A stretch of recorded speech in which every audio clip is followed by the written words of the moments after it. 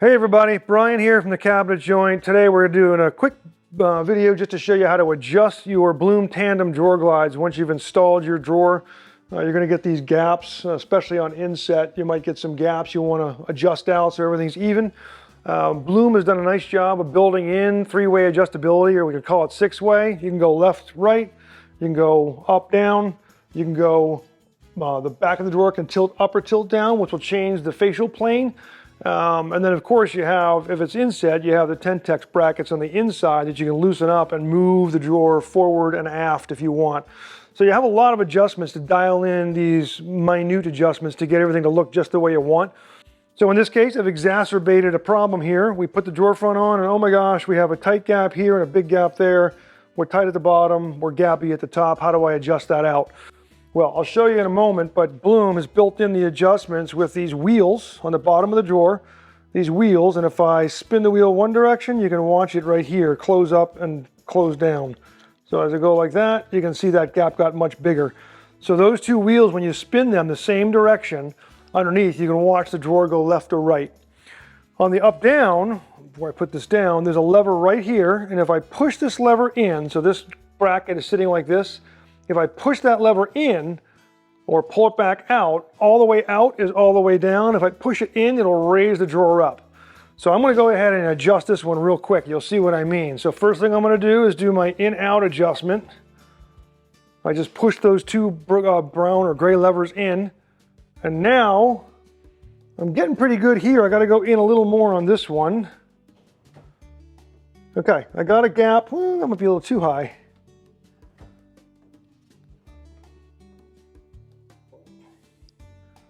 So now I got a gap top and bottom I like on both sides, but now I have this super tight and super shaggy on this side, so I've got to move this one over.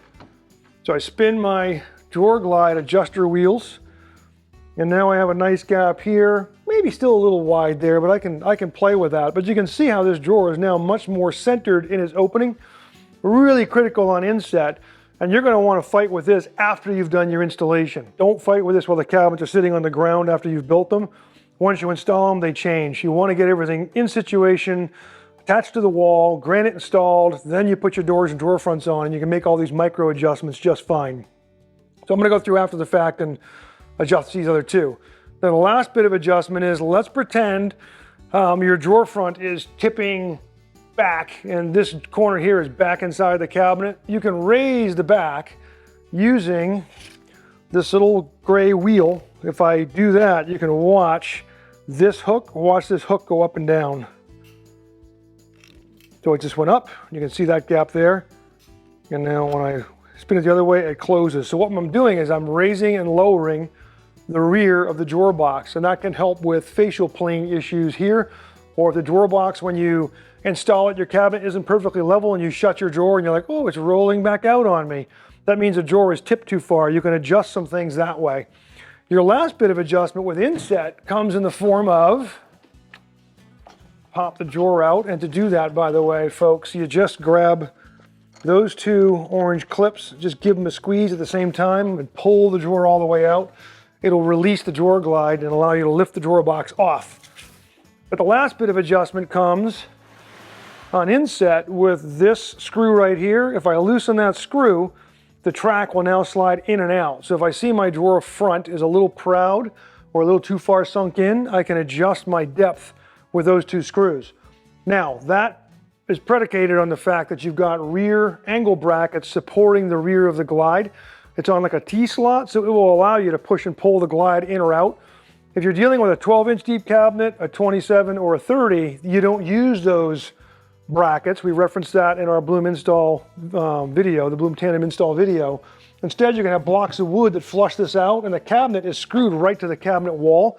You're going to need to loosen up those screws, take them out, find a new hole, use the elongated slot, whatever. But to get this to go in or out, if you're not using those angle brackets at the back, you've also got to remember to release these screws that are holding it to the cabinet wall.